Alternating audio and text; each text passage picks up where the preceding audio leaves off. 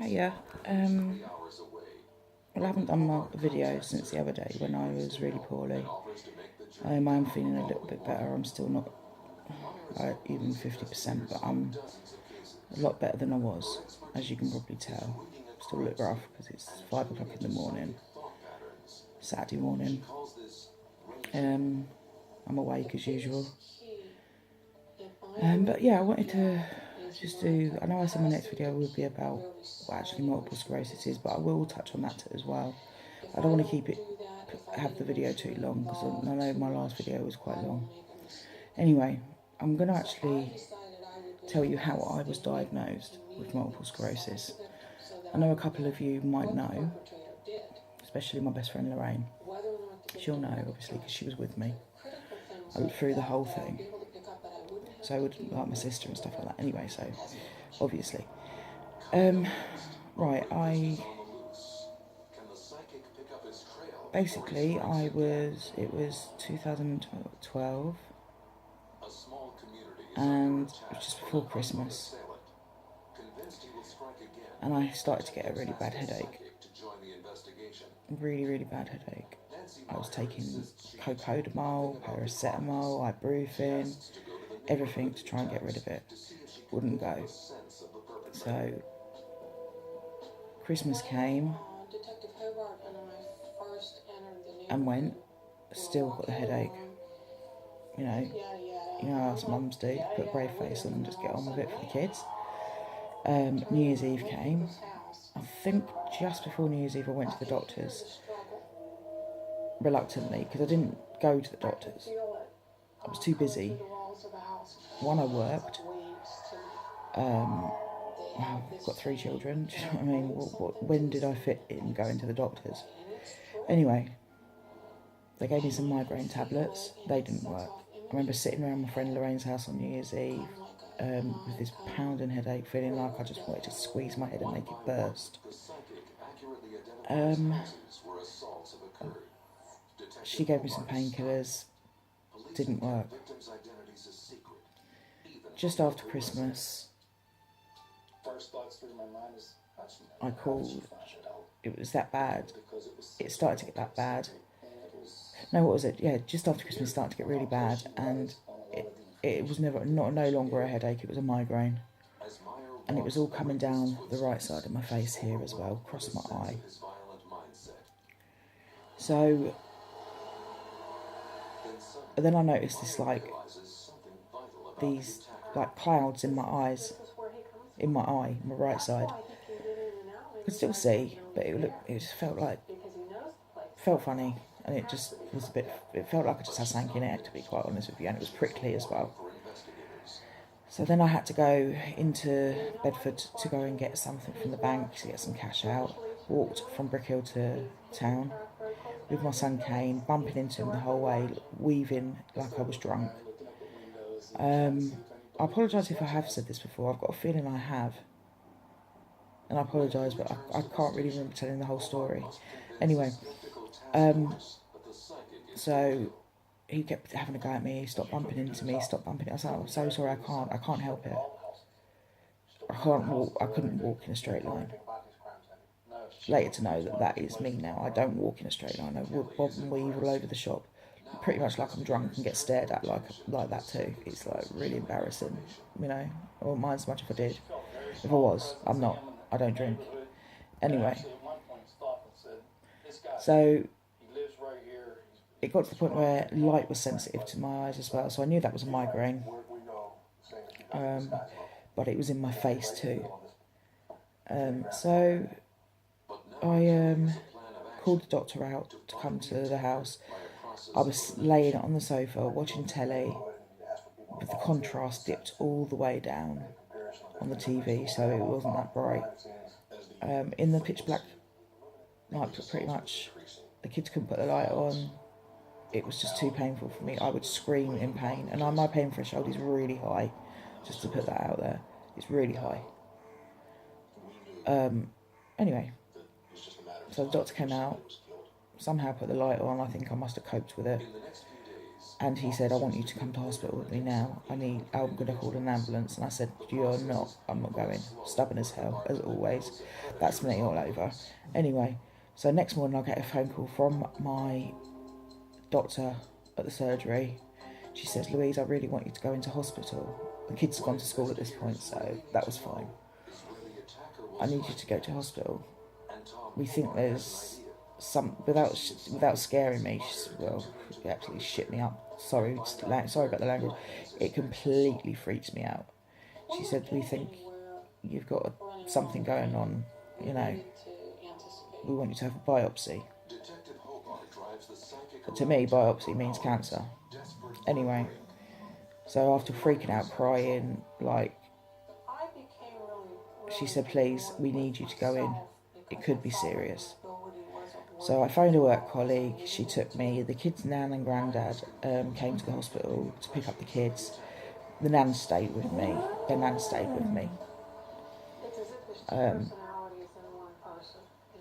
That's when they started doing all these neurological tests on me. At that point I didn't know what they were.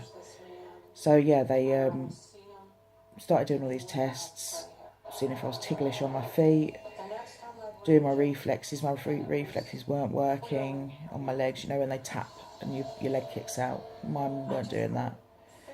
They touched my feet, they pinprick,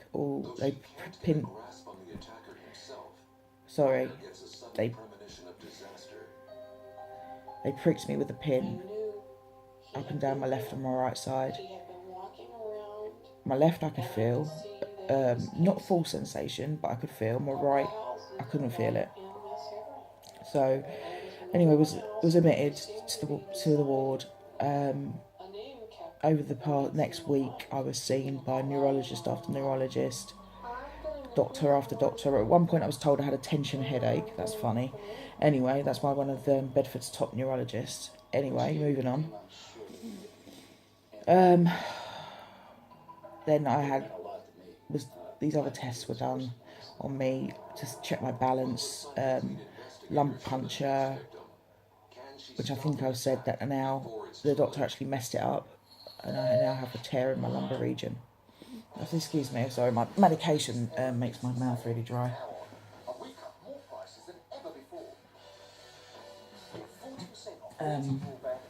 Anyway, so where was I? Yeah, so basically, and they did the MRI on my brain. They didn't do my spine at that point. So when they got it back, she said to me, there's unusual activity for somebody of your age on your MRI. She showed it to me. There was these little white spots all on the right side of my brain. There was about between 15 and 20, if not more, on the right side, a couple on my left. These things are called lesions, so scars basically. That is what Emma said. That is how it shows. So anyway, yeah, so she says, we think you've got MS. I don't know what it's like all over the rest of the world, but England, you have to have more than one relapse for them to actually say, yeah, it's MS. So I was in hospital. I don't know how long I was in hospital for now. I really can't remember.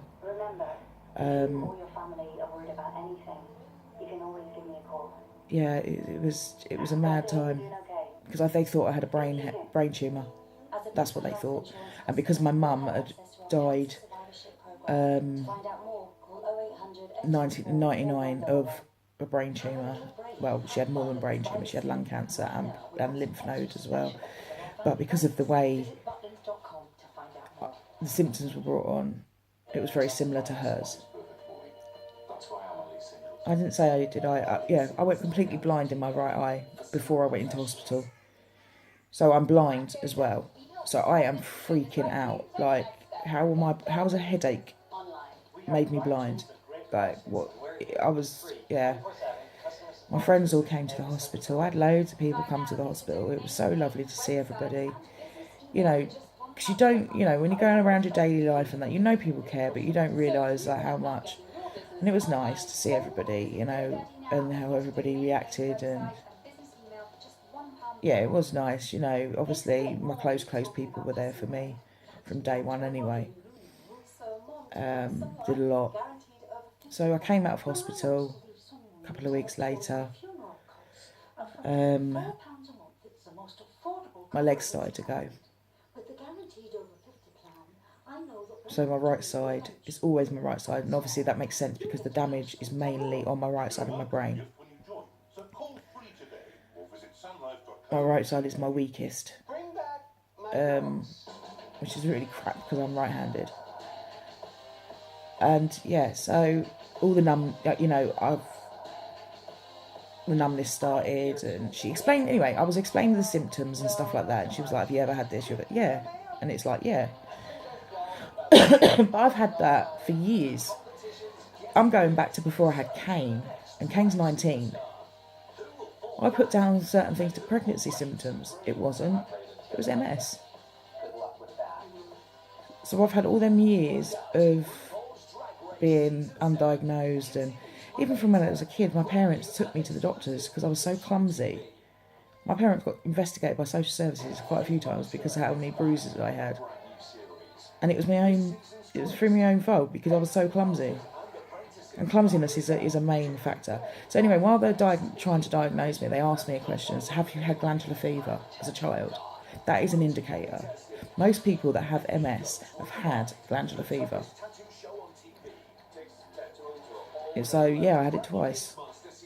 Once quite severe. So there was other things. You know what? It's 5 o'clock in the morning. I've just took my meds, and I really can't remember most of it. But anyway, it was freaking me out. But, you know, it was the better of the two. Because I didn't want a brain tumor. Well, I didn't want either one. But when they said MS, I was kind of relieved because I didn't have a brain tumor like my mum. Because when my mum died, we were told it was genetic. So we were more likely to have it. So, yeah. MS, you know, my life from then on changed drastically because of these two words, multiple sclerosis. Like I said, the following month, it was the Valentine's Day, I was actually rushed into Addenbrooke's, into the neuro ward at Addenbrooke's. I lost all feeling down my right side. My face dropped. It was pretty much like I'd had a stroke. My speech went. I couldn't get a word out, which was making me frustrated, so I was crying. I think I remember the children's uncle came around just before I went into hospital, Keith, and I remember he was, there, and I was trying to talk to him, and I was crying because I couldn't get it out, and, poor thing. He, it's not nice for other people to watch me, I suppose, when I'm like that, and I know a lot of my close people have seen me like that, and I know it's upsetting.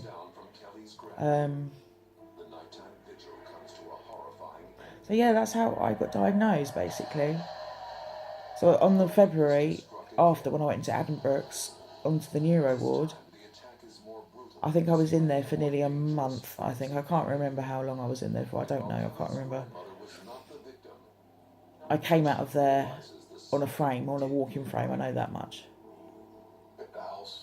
I'd go around the hospital in a wheelchair and stuff like that. Yeah, my life, like I said, drastically changed from there. You say you're not going to let your life revolve around multiple sclerosis. Yeah, fair enough. It's hard because every day you're fighting to stay well. You fight this every day, every minute of every day. From the minute you open your eyes to the minute you close your eyes, you're fighting. Because if you stop fighting, you're just going to lay there and rot. At the moment, I'm pretty much bedridden. I'm bedridden. I had a bit of a cry about it yesterday because I'm feeling bad because Kane's doing a lot. he's gone home. He went home day before yesterday to go and have a little bit of a break. And I'm fine with that. As soon as he saw me, I could get around on my walker. He was like, right, I'm going to go, and if you need me, call me, I'll just come. So he got my medication for me the other day, and yesterday, I thought he said he was coming around yesterday, and he said he didn't say that anyway. I had some more medication to be picked up, and obviously because it's weekend, I thought I'd better get it done. I can't go and do it because I've got 3 flights of stairs to get down. I'm on top floor flat. You know, I can't get down them steps right now. So I'm not only am I bedbound, I'm housebound. So yeah, so he came and grabbed my medication for me, dropped my medication, just went off and made me a sandwich, and went home. And then it weren't that long till the kids come home from school anyway, and then I wheeled myself into the kitchen and cooked dinner. So that's the first time I've actually done dinner and whatnot for a couple of days because I've been so poorly. But it was nice to have a home cooked meal. My daughter helped a little bit, but the vertigo hasn't subsided completely. It's not as bad. As you can see, I can move around a little bit now without feeling like I'm gonna throw up every minute I move.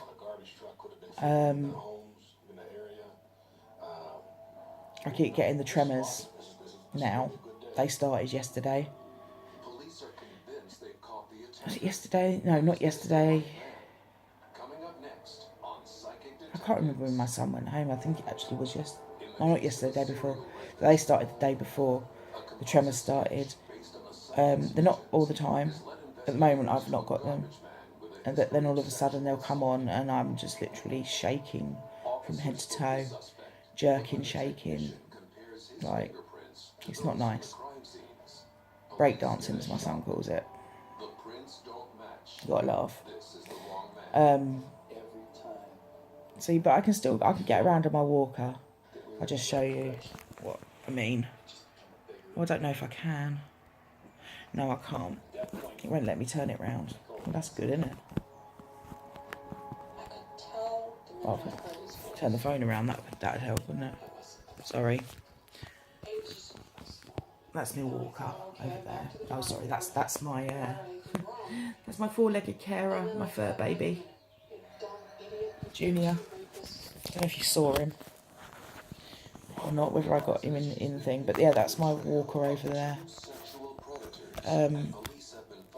Which I kind of furniture walk just to get round because there's no space for it to go either side because I wouldn't be able to go get out, do what I need to do. So I furniture walk until I can get to it and then off I go. As Kane calls it, my German whip as well. So that's funny. Anyway, so yeah, oh my god, I said I weren't going to do like a massive long video. It's 18 minutes. Okay, I'm going to cut it here. God, I can talk for England. Sorry people, I know I go on and on. But yeah, I'm feeling a little bit better. I've got all my medications sorted now. I had my monthly medication delivery yesterday from my pharmacist in Bedford. She's great. She delivers my stuff every month for me. So yeah. So I know it's an early morning video, everybody, but I hope you enjoy. Okay. I'll speak to you on my next video. Bye.